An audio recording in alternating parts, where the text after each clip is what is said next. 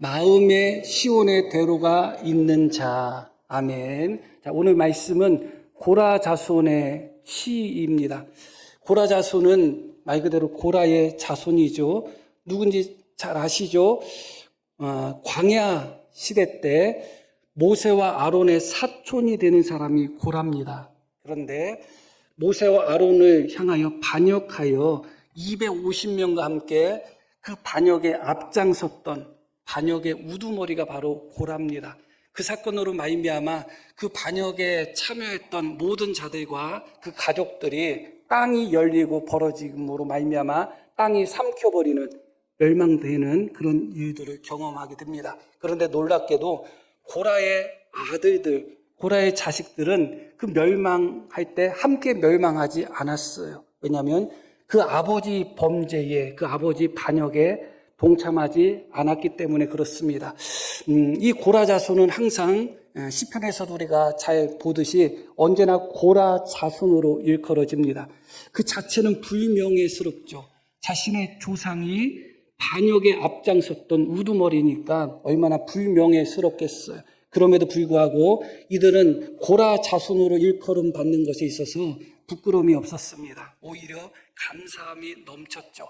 고라의 자손임에도 불구하고 하나님께서 이들을 너무너무 귀하게 사용하여 주셨거든요. 그리고 항상 이들도 우리는 고라의 자손이야. 하나님께 또 모세에게 반역했던 고라의 자손이야. 그런 마음을 항상 기억할 때마다 하나님을 더욱 열심히 더욱 충성되게 섬기지 않았겠습니까? 그래서 언제나 이들은 고라의 자손으로 이끌고 많은 시들이 고라의 자손에 의해서 기록되었습니다. 오늘 우리가 함께 봉독한 84편도 역시 고라 자손의 시입니다. 이 시는 두 가지에 대한 그리움이 등장합니다. 한 가지라고 볼 수도 있겠지만 제가 보기에는 두 가지입니다. 하나는 하나님 성전에서 예배 드리는 것, 하나님의 성전에 대한 그리움이 가득하게 나타나고 있습니다. 또 하나는 시온에 대한 그리움이 나타나고 있습니다. 시온과 성전을 같은 의미로 볼 수도 있겠지만 다른 의미로 보는 것이 더 좋을 것 같아요. 시온은 예루살렘 성 뒤에 있는 뒷동산이다, 언덕이다, 그렇게 생각하시면 됩니다. 그래서 일반적으로 시온이라고 이야기할 때는 예루살렘 성과 그 안에 있는 성전을 다 포함하는 그런 개념입니다. 그래서 이 고라 자손은 지금 이 시편을 통해서 하나님의 성전을 그리워하고 사모하며 더불어서 하나님께서 다스리고 통치하시는 시온을 그리워하며 사모하는 마음을 잘 표현하고 있습니다. 그리워하고 사모한다는 것은 그곳에 갈 수 없음을, 그곳에 동참할 수 없음을 보여주고 있는 것이죠. 내가 언제든지 갈 수 있다면, 말 그대로 고라 자손은 레위 지파 사람들이기 때문에 성전에서 항상 하나님을 섬겼던 사람들이거든요. 그런데 그들이 언제나 이전처럼 하나님의 성전에서 함께 하나님께 예배로서 제사로서 섬길 수 있었다면 하나님의 성전을 그리워할 필요는 없겠죠. 그들이 언제든지 시온, 예루살렘을 향하여 나아갈 수 있었다면 시온을 그리워하지는 않았을 것입니다. 그렇기 때문에 시온을 그리워하고 성전을 그리워한다는 것은 어떤 이유 때문에 하나님의 성전에 나아가지 못하고 하나님의 성전에서 예배드리지 못하고 하나님이 통치하고 계시는 시온으로 나아가지 못하는 그런 어떤 이유가 있다, 그것이죠. 둘 중에 하나일 것입니다. 하나는 성전이 파괴되었기 때문에 더 이상 하나님의 성전에서 하나님을 섬기고 싶어도 섬기지 못하고 더 이상 시온으로 나아가고 싶어도 나아가지 못하는 그런 이유가 될 수도 있습니다. 또 하나는 성전이 파괴되지는 않았지만 어떤 사정 때문에 어떤 국가적인 어떤 위기나 어떤 문제나 전쟁이나 그런 등등의 이유로 하나님의 성전에 나가서 제사 지내는 것, 하나님의 시온에 나아가는 것이 어려워진 그런 상황으로 볼 수 있습니다. 둘 다 가능성은 있습니다. 오늘 말씀을 전하는 데 있어서 성전이 파괴된 것으로 인하여 성전을 그리워한다, 그렇게 이해하셔도 되고, 성전이 파괴되지 않았음에도 불구하고 어떤 사정과 이유 가운데 성전에 나아가지 못하고 하나님께 예배드리지 못하고 또 시온으로 나가지 못한다, 그렇게 이해하셔도 좋습니다. 왜냐하면 말씀의 본질에 있어서는 중요하지 않기 때문에 그렇습니다. 모두에 말씀드렸듯이 고라 자손들은 레위 사람들입니다. 그의 조상 고라는 반역에 앞장섰던 사람이에요. 그런데 놀랍게도 그의 자손들은 하나님의 성전에서 정말 귀하게 쓰임 받습니다. 고라 자손들이 하나님의 성전에서 했던 가장 대표적인 직임이 두 개가 있습니다. 하나는 무엇이냐? 성전 찬양대로서 밤낮으로 하나님께 찬양을 불러드리는 놀라운 일들을 고라 자손이 감당했습니다. 레위 사람들 중에서도 특별하게 선택된 사람들만이 성전 찬양대로 그렇게 쓰임받을 수 있었습니다. 그런데 바로 고라 자손이 성전 찬양대로서 성전에서 하나님께 찬양으로 영광 돌리는 그런 일을 감당했습니다. 또 하나는 어떤 일을 감당했는가? 성전 문지기 일을 감당했습니다. 문지기라면 별거 아닌 것처럼 보이죠. 그런데 레위 사람들 중에 문지기는 특별하게 선택되고 뽑힌 사람들이 문지기로서 사명을 감당하게 되어 있습니다. 그래서 문지기라 할 때는 레위 사람들 중에서도 특별하게 선택된 사람들이다. 왜냐하면 이 문지기가 하나님의 성전의 문을 열고 닫고 뿐만 아니라 하나님 성전에 있는 모든 방들, 모든 창고들을 다 관리했던 사람들이에요. 그리고 하나님께 제사 드리고 예배 드리는 데 사용됐던 모든 재물들, 그런 모든 것들을 문지기들이 다 관리했던 사람들입니다. 그런 의미에서 성전 제사에 있어서 또 성전의 거룩함을 지키는 데 있어서 이 문지기는 너무 중요한 사람들입니다. 그래서 문지기를 표현할 때 유력한 자, 힘 있는 자, 능력 있는 자 그렇게 수식어가 붙습니다. 고라 자손이 바로 그렇게 레위 사람으로서 성전 일을 감당하는 데 있어서 가장 중요한 두 가지 일을 감당했다. 찬양대로서 하나님께 찬양으로 영광 돌리고 성전 문지기로서 하나님의 성전을 지키고 거룩함을 유지하며 하나님께 드리는 제사가 잘 이루어질 수 있도록 모든 것을 관리했던 사람들이 고라 자손들이다. 그런데 그들이 지금 어떤 연유 때문에 성전이 파괴되어서 나가지 못한다면 더 애달퍼요. 왜냐하면 주의 장막이 어찌 그리 사랑스러운지요. 내가 주님의 성전을 사모함으로 말미암아 내 마음이 영원히 새하여졌습니다. 참새도 제비도 주님 전에서 둥지를 틀고 또 집을 짓고 있는데 나는 하나님 앞에 나가지 못합니다. 그렇게 1절, 2절, 3절이 나오잖아요. 이 참새 제비를 보면서 황조가가 생각이 났어요. 펄펄 나는 저 꾀꼬리 암수서로 정답구나. 외로워라 이내 몸은 네와 함께 돌아갈까. 다정한 꾀꼬리 한 쌍을 보면서 외로운 자신의 처지를 시로써 읊은 것이 황조가인데 하나님의 성전에 그렇게 사모함으로 말미암아 내 영혼이 새하여지고 그 정도로 하나님의 성전을 사모하는데도 나아가지 못하는, 그래서 한 마리의 새 혹은 한 마리의 참새, 한 마리의 제비조차도 하나님의 성전에서 둥지 틀고 집을 짓는 모습을 보면서 나는 언젠가 하나님 앞에 나아갈까? 언제 하나님 앞에 다시 가서 찬양으로 영광 돌릴까? 그런 그리움과 그런 애달픔이 나타나고 있습니다. 그렇기 때문에 성전이 무너진 상태였다면 훨씬 더 슬퍼요.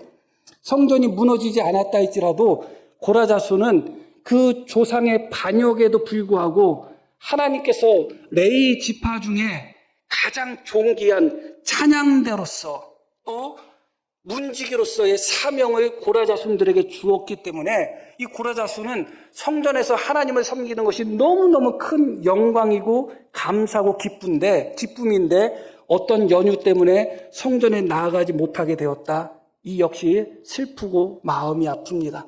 그런 그리움, 그런 아픔이 이 시 전반에 잘 표현되어 있습니다. 그러면서 4절에 이렇게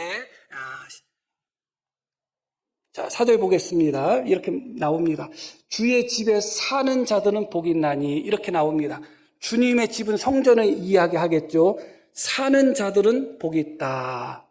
왜냐하면 그들이 항상 주를 찬송할 거기 때문에 그렇다. 이렇게 이야기합니다. 왜 주님의 집에 거하는 자가 복이 있는가? 언제나 항상 하나님을 찬송할 수 있기 때문에 그렇다. 그렇게 이야기합니다. 말씀드렸듯이 고라자수는 성전에서 밤낮으로 하나님께 찬양으로 영광 돌리는 성가대로 하나님을 섬겼습니다. 그들이 그렇게 항상 하나님의 성전에 거하면서 항상 주님을 찬송하는 삶을 살다가 지금은 그러지 못하는 거예요. 얼마나 아프고 가슴 아팠을까. 그 심정이 이 4절에 그대로 드러나는 겁니다. 주님 집에 사는 자들은 복이 있습니다. 왜냐하면 그들은 항상 주님을 찬송할 수 있기 때문에 그렇습니다. 우리가 항상 주님을 찬송하는 그런 귀한 직분을 성전에서 감당했는데 지금은 주님의 전에 나아가지 못합니다. 그렇게 이야기하고 있습니다. 그런 그리움, 항상 성전에서 하나님을 찬양하며 성전에서 문지기로서 하나님의 사명을 감당했던 고라자손들의 이 그리움과 간절함이 10절에 어떻게 표현되어 있는가? 이렇게 표현되어 있습니다. 주의 궁정에서 한 날이 다른 곳의 첫날보다 나은즉 이렇게 나옵니다. 여기서 궁정이라고 우리 성경에 번역되었는데 사실은 뜰이에요. 뜰. 궁정하면 왕궁 또 성전 안 그렇게 생각이 들죠. 무엇이라고 이야기하냐? 주님의 전 그 뜰에서 하루 있는 것이 다른 곳에서 첫날 있는 것보다 좋습니다. 주님의 궁정, 그렇게 솔로몬의 성전, 아름답고 의리의리한 성전 안에서 하루가 아니라 마당, 주님 성전 마당에서 하루만이라도 있으면 내가 다른 곳에서 천일 있는 것보다 훨씬 더 좋겠습니다. 그렇게 이야기합니다. 그러면서 이어지는 말씀 속에서 이렇게 이어지죠. 10절. 악인의 장막에 사는 것보다, 장막 안에서 사는 것보다, 악인의 장막 안에서 형통하는 것보다 뭐라고 나오죠? 내 하나님의 성전 문지기로 있는 것이 좋사오니 이렇게 이야기합니다. 말씀드렸듯이 고라자손은 문지기로서 있었던 사람들이에요. 그런데 문지기는 낮은 직책이 아니라고 말씀드렸어요. 아주 고귀한 직책이에요. 그런 의미에서 사실은 원문으로 봐도 문지기로 나와 있지 않습니다. 어떻게 나와 있느냐? 문간에 서 있다 그렇게 나옵니다. 악인의 장막에서 내가 형통하면서 사는 것보다 하나님 성전 문간에 서 있기만 해도 좋겠습니다.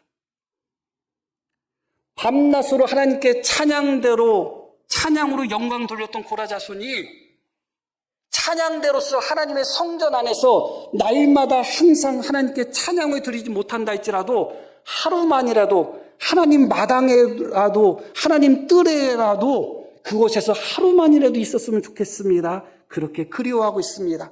하나님의 성전에 문지기로 있었던 사람들이 하나님의 성전의 영광스러운 문지기가 아니라 그냥 성전 문간에 걸터 서 있기만 해도 좋겠습니다. 그렇게 이야기하고 있는 거예요. 얼마나 그리워하면 그럴까요?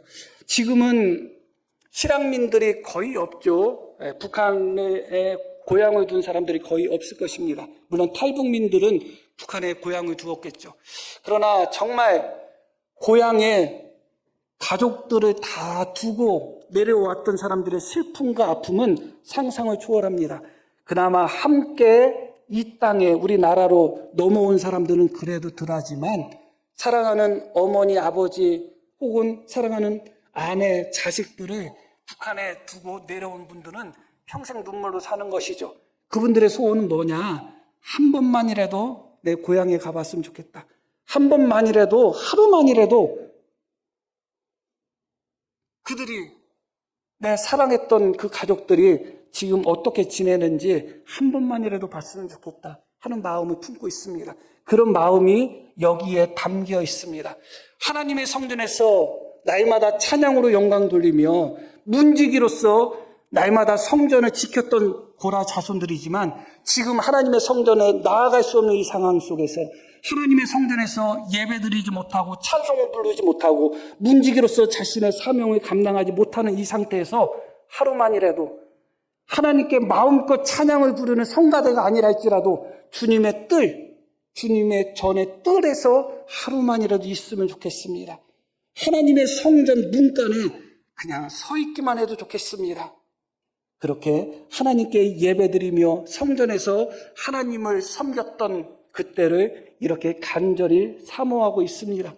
우리에게 있어서는 너무나 당연한 것이 누구에게는 당연하지 않을 수가 있죠.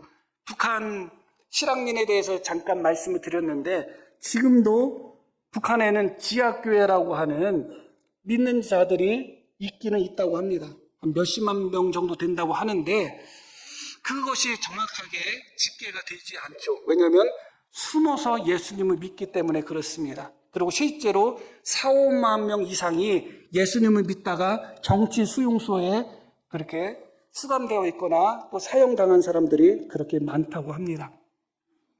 그들에게는 성경이 없죠. 우리에게 하찮게 여겨지는 이 성경이 북한에서 예수님을 믿는 자들에게는 없어요. 우리에게는 스마트폰에 얼마든지 성경 어플을 넣고 얼마든지 성경을 날마다 가까이 하지만 그들은 그럴 수 없습니다. 찬양을 부르고 싶으면 얼마든지 부르죠. 저도 노래를 못하지만 아무도 없을 때는 소리 질러서 부를 때가 있어요. 아무도 없을 때. 있으면 안 돼. 있으면 입이 닫아져요. 그러나 그들은 그러지를 못합니다. 새벽이나 늦은 밤이나 아무도 없는 곳, 그런 곳에서 많이 모여야 3, 3, 5 정도 많이 모여야 아니면 2명, 3명 정도가 모여서 입술로 소리내어서 찬양도 못 부르고 입술로 소리내서 기도도 못한다고 합니다. 성경도 없기 때문에 서로가 암송한 구절이 있으면 암송한 구절을 나누는 것으로 대신한다고 하죠. 만약에 갑자기 그럴 일은 없지만 갑자기 우리나라가 공산화가 되어서 정말 성경을 펴고 싶어도 펴지 못하고 읽고 싶어도 읽지 못하고 예배당 가서 찬양 부르고 기도하며 예배 드리고 싶어도 못하는 그때가 온다면 지금의 이 순간, 너무나도 당연하게 여겼던 지금의 이 순간이 얼마나 그리워질까를 생각하게 됩니다. 북한 주민 이야기뿐만 아니죠. 우리의 건강도 누가 장담할 수 있겠어요? 특히 연세 드신 분들은 더더욱 그렇지 않겠습니까? 연세 드신 분들 중에 더 이상 가정에서 생활할 수가 없어서 시설로 가시는 분들 꽤 많습니다. 물론 그곳에서도 예배를 드릴 수는 있겠죠. 그러나 그것이 내가 섬기는 교회에서 마음껏 찬양하고 마음껏 기도하며 함께 기쁨으로 예배 드리는 것을 대신할 수 없습니다. 정말 소중히 여기셔야 됩니다.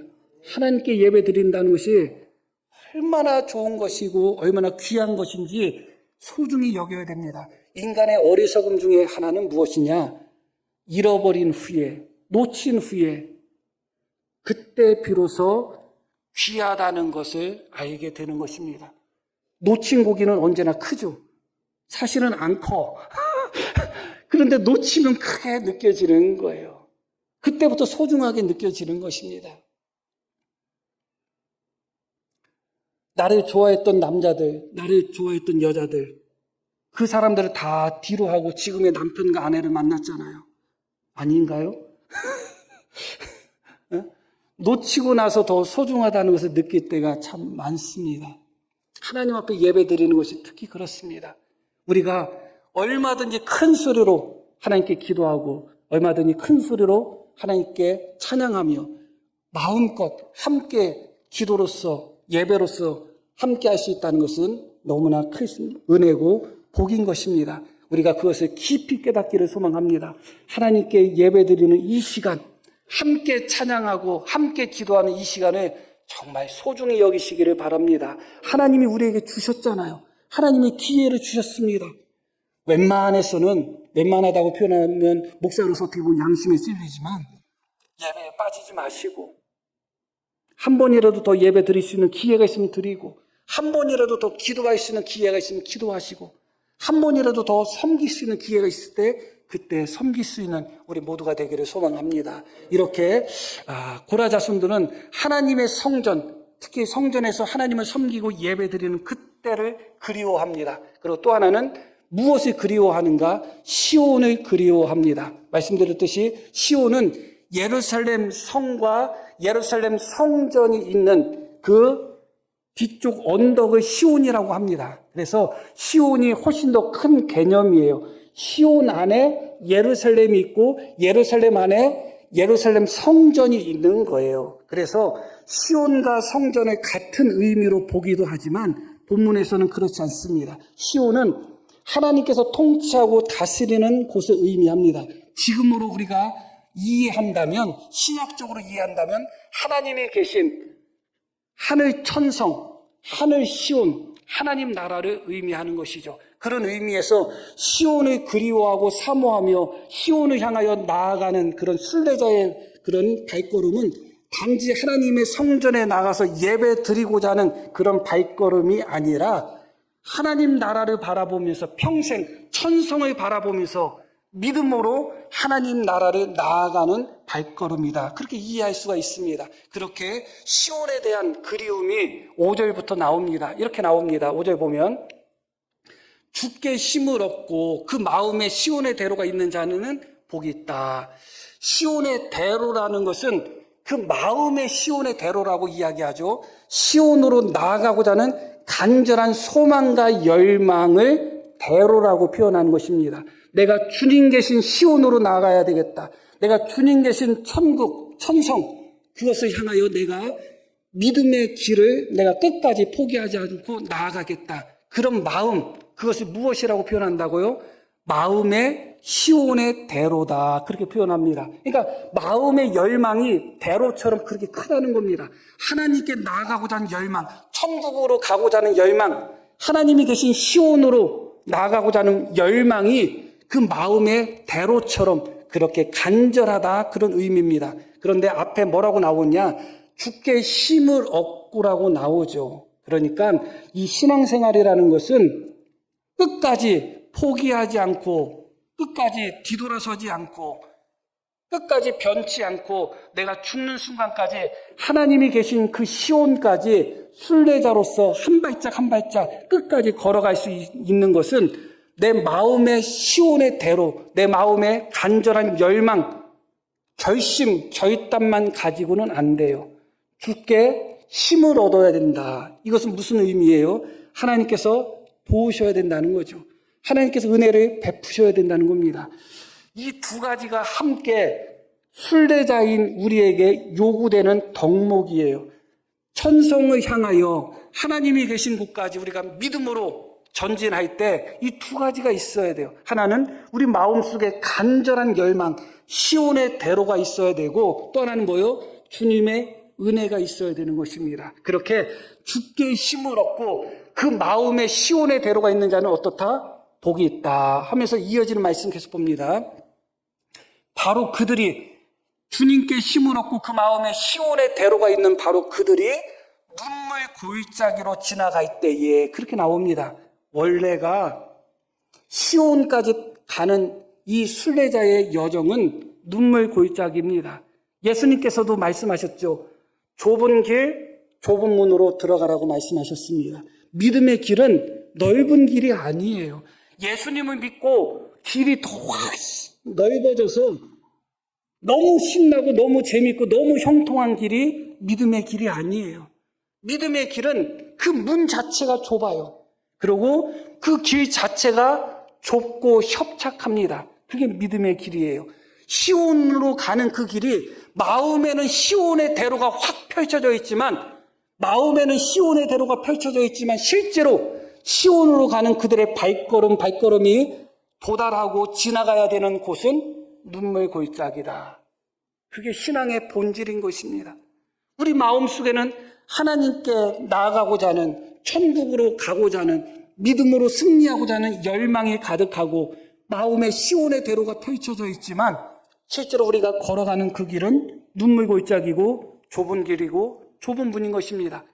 그러나 여기서 중요한 것이 무엇이냐? 눈물 골짜기로 지나갈 때에 그곳에 많은 샘이 있을 것이며 이른 비가 복을 채워준다. 그렇게 말씀하죠. 중요한 것은 눈물 골짜기를 지나가기 때문에 우리가 포기하는 게 아니에요, 사실은. 원래 예수님을 믿는 그 길은 좁은 길이라고 말씀드렸잖아요. 길이 좁다고 해서 돌아서는 것이 아니에요. 왜 우리가 돌아서고 왜 우리가 포기하느냐? 우리 마음에 시온의 대로가 없기 때문에 그래요. 천국에 대한 사모함이 없고 천국에 대한 믿음이 없어서 우리 마음에 시온의 대로가 펼쳐져 있지 않으니까 조금의 눈물 골짜기만 우리 앞에 있으면, 조금이라도 험한 길이 우리 앞에 있으면 그때 멈춰버리는 것입니다. 그러나 눈물 골짜기가 있다 할지라도, 아무리 좁은 길이 있다 할지라도 우리 마음속에 시온의 대로가 펼쳐져 있다면 눈물 골짜기는 중요하지 않습니다. 정말 중요하지 않습니다. 중요한 것은 우리 마음에 시온의 대로가 있어야 되는 것이죠. 그런데 그렇게 마음에 시온의 대로가 있음으로 말미암아 비록 눈물 골짜기라 할지라도 포기하지 않고 뒤돌아서지 않고 지나갈 때에 그곳에 어떤 역사가 나타난다고 기록되어 있어요. 그곳에 많은 샘이 있을 것이다. 그렇게 나옵니다. 이해하기가 조금 어려운 그런 부분이 있는데, 많은 샘이 있다는 것은 하나님께서 그렇게 하신다가 아니에요. 그들, 마음의 시온의 대로가 있는 자들이 지나가는 바로 그들로 말미암아 메마르고 눈물 골짜기고 황폐했던 그곳에 많은 샘들이 생겨나게 된다. 그런 의미예요. 누구로 인하여? 바로 그들로 인하여. 마음의 시온의 대로가 있는 자들이 지나갈 때, 그들이 지나갈 때는 눈물 골짜기고 메마른 골짜기였지만 그들이 지나감으로 말미암아 그 자리에 많은 샘들이 생겨난다는 것입니다. 그러면 이어서 오는 사람들이 어떻게 되겠어요? 눈물을 흘리며 씨를 뿌리는 자가 있으면 기쁨으로 거두는 자들이 있는 것입니다. 눈물 골짜기를 눈물을 흘리면서 지나가는 자들로 말미암아 그곳에는 많은 샘들이 일어나는 것입니다. 그렇게 되면 뒤따라오는 사람들이 그 샘을 먹고 마시게 되는 것이죠. 그것이 바로 시온의 대로가 있는 자들, 함께하는 자들의 놀라움입니다. 그들이라고 표현되어 있습니다. 주님 나라 가는, 시온으로 가는 그 여정은, 순례자의 그 길은 혼자 가는 길이 아닙니다. 함께 가는 길이죠.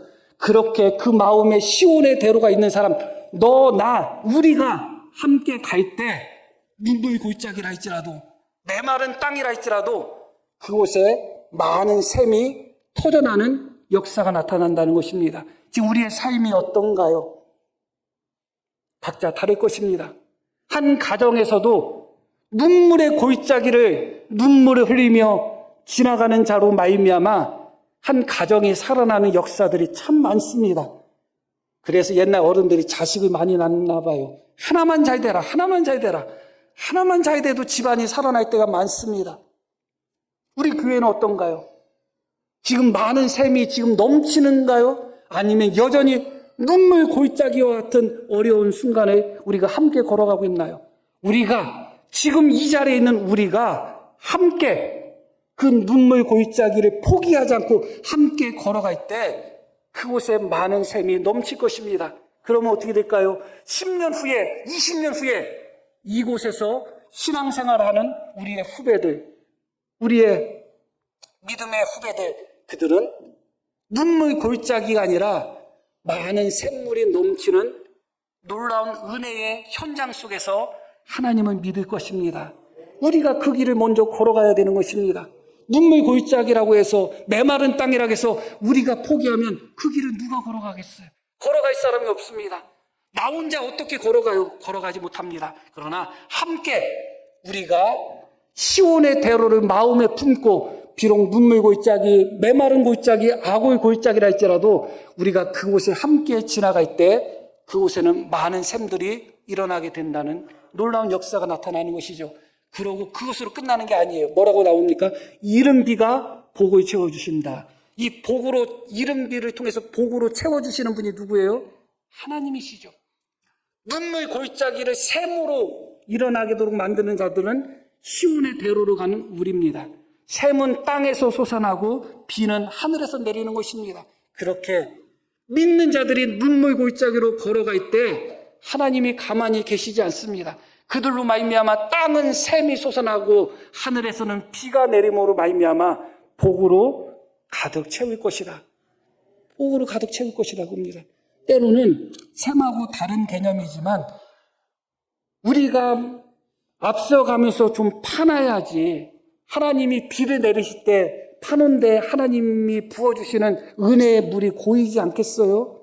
나만 마셨다고 해서 충분한가요? 그렇지 않습니다. 우리 믿는 자들이 함께 앞서가면서 이 눈물의 골짜기와 같은 믿음의 생활 속에서 우리가 땅을 파며 샘을 만들며 하나님께서 하늘에서 부어주신 비가 가득 채워지는, 그래서 뒤에 따라오는 자들이 얼마든지 행복하게, 얼마든지 기쁨으로 우리 뒤를 따라오며 하나님 나라 갈 수 있는 그런 기틀을 마련할 수 있는 우리 모두가 되기를 소망합니다. 그런 후에 이어지는 말씀 속에서 이렇게 이어집니다. 7절. 그들은 심을 얻고 더 얻어. 그렇게 말씀이 나옵니다. 심을 얻고 더 얻는다. 누구에게 심을 얻는가요? 하나님께 심을 얻고 더 얻는 것입니다. 거기서 끝날까요? 서로가 서로에게 심을 얻고 더 얻는 것입니다. 옆에 성도가 예배 잘 드리면 기분이 좋아요, 안 좋아요? 기분이 좋죠. 힘을 얻는 것입니다. 힘을 얻는 것입니다. 내가 전도한 성도가 예배당에 와서 앉아있고 예배 드리면 어때요? 좋죠? 힘을 얻는 것입니다. 서로가 서로에게 힘을 얻는 것입니다. 내가 청소하려고 했는데 누군가가 먼저 청소했다? 좋죠. 힘이 나죠. 서로가 힘을 얻는 거예요. 하나님이 우리에게 힘을 주시고 은혜 위에 은혜고, 그러나 하나님이 우리에게 힘을 주시고 또 주시는 것으로 끝나는 것이 아니라 우리 서로가 그 마음의 시온의 대로가 있는 사람들이 한 마음이 되어서 함께 가다 보면 서로가 서로에게 힘이 되는 것입니다. 왜 모이기를 패하는 자들의 습관처럼 하지 말라고 할까요? 모이는 것이 그만큼 중요하기 때문에 그렇고, 모였을 때 서로 스트레스 받고, 모였을 때 서로 상처 주고, 모였을 때 오히려 힘이 빠진다면 그 모임은 잘못된 것이죠. 그러나 함께 할 때 오히려 힘이 나고, 함께 할 때 위로가 생기고, 함께 할 때 우리 안에 다시 회복의 역사가 나타난다면 그 함께함은 놀라운 역사인 것입니다. 그렇게 그들은 서로 힘을 주고 서로 힘을 얻어서 그렇게 시온으로 나아가는데 하나님 앞에 뭐라고 나오죠? 각기 나타나리라. 이게 중요한 말씀이죠. 하나님 앞에는 각각 하나님 앞에 그렇게 보여질 것이라는 겁니다. 천국에 가는 여정은, 시온으로 가는 여정은 함께 가는 겁니다. 함께 가는 건데, 함께 갔다고 해서 하나님이 함께 니네 주소, 응, 알았어, 잘했어, 그러지 않습니다. 함께 주님 앞에 나아가지만 각 사람이 각각 하나님 앞에 나타나게 되어 있습니다. 너무 놀랍죠? 우리가 열심히 20명, 30명이 열심히 일을 하고 노력해서 어떤 성과를 이루었다. 그러면 그 성과를 대부분 한두 사람이 독차지할 때가 많아요. 그러나 그렇지 않습니다. 하나님 나라 가는 그 시온의 순례의 여정은 함께 가고 함께 가는 것입니다. 서로가 힘을 주고 힘을 주는 것입니다. 마른 땅도 샘이 솟게 하는 그런 은혜로서 함께 나아가는 것입니다. 그러나 하나님 앞에 서는 그 순간, 시온에 도착한 바로 그 순간에는 각각 하나님 앞에 설 것입니다. 하나님께서 뭉투려가지고 잘 왔어, 그렇게 끝나지 않습니다. 한 사람 한 사람에게 주님은 말씀하실 것입니다. 잘 왔다, 수고했다, 고생했다. 한 사람 한 사람에게 주님은 상을 주실 것이고, 한 사람 한 사람에게 주님은 위로를 하여 주실 것이고, 한 사람 한 사람의 눈물을 주님이 다 닦아 주실 것입니다. 한 번에 주님 앞에 서지 않습니다. 그러므로 이 말씀은 너무나 은혜로운 말씀인 것입니다. 5절부터 7절까지는 시온에 대한 그리움. 이 시온은 무엇을 의미한다고 말씀드렸죠? 천국을 의미한다고 말씀을 드렸어요. 성전은 예배드리는 장소, 교회를 의미한다고 보면 됩니다. 이렇게 고라자수는 하나님 앞에 나와 예배드리는 그 자리를 사모하며 동시에 그렇게 함께 신앙생활하는 성도들이 함께 하나님이 계신 시온을 향하여 달려가는 그런 모습을 사모하고 그리워하고 있는 것입니다. 우리는 함께 이 자리에서 예배를 드리잖아요. 함께 찬양을 부르고 함께 기도를 하잖아요. 50명이 함께 그렇게 하고 있습니다. 그런 동시에 우리는 함께 천성을 향하여, 천국을 향하여 걸어가고 있는 것입니다. 우리는 동역자인 것입니다. 동지인 것입니다. 하나님 나라를 향하여 함께 걸어가는 동지인 것이죠.